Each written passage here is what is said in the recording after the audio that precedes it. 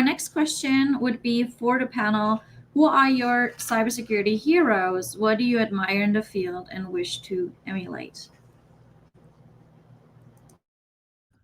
All right, awesome. So, I'd like to, I guess, shout out Network Chuck on YouTube, and had the pleasure of finally meeting him over at DEF CON. So, while he's not necessarily like cybersecurity, he's more all things computers, but he would be my hero in the sense that he was the one that kind of, I was watching his YouTube videos in high school, how to build a website, get your own domain, put your resume, and kind of build a more technical background for yourself to kind of break into the IT field. So, again, I think my language expresses it well, but I am very fond of the education mindset, and he embodies that.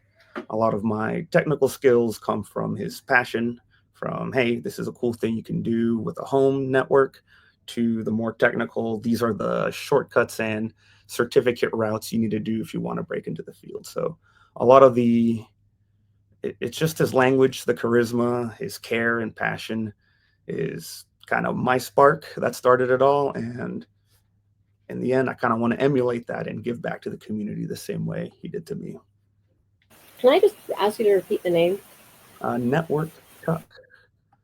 Let me see. Excellent. Thank you. Yes.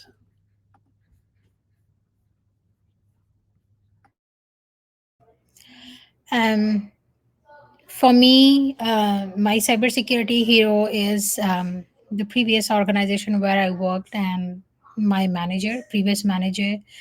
He has worked in cybersecurity for many, many years, and he has, he has a lot of experience and certifications and all those. So he is a kind of a guide mentor to me, which I consider him as my hero. And uh, whatever suggestions or guidance I need, he's the person, the go-to guy for me. Yeah, I'd say Steve Wilson. He wrote a book on AI and actually founded a Gen I security project.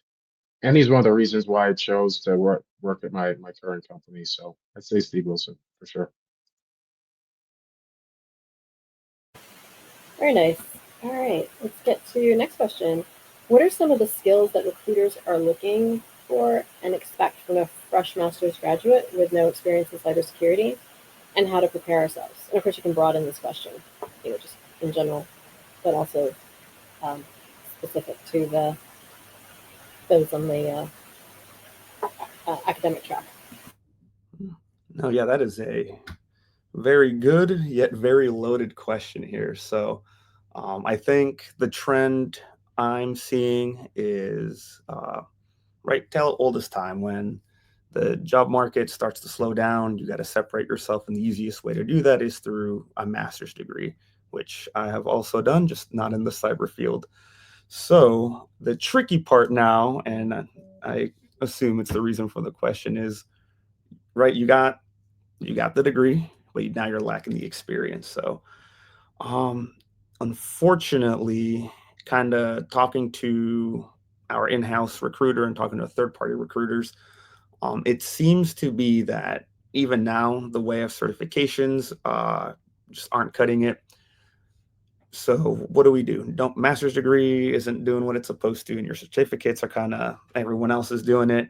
The best way to separate yourself, I believe, is to kind of make like a blog, make a like project showcase, and I'm talking something a little different than like a Git page that has all your projects. Make it again.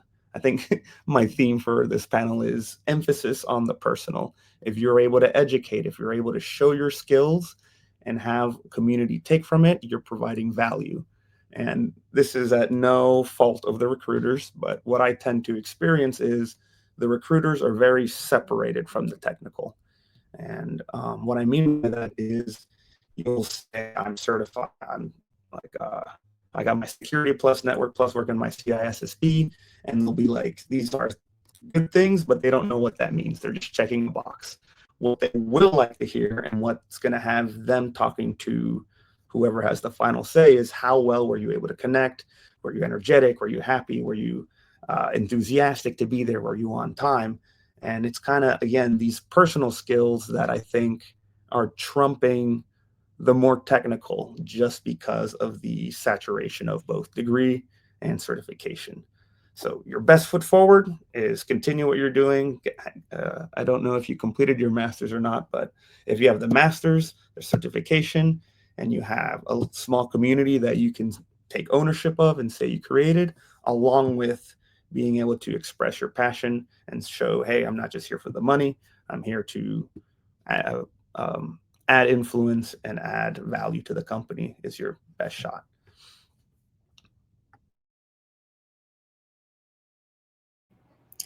I think Eduardo has covered all the whatever I was also going to. I kind of 100% agree with you.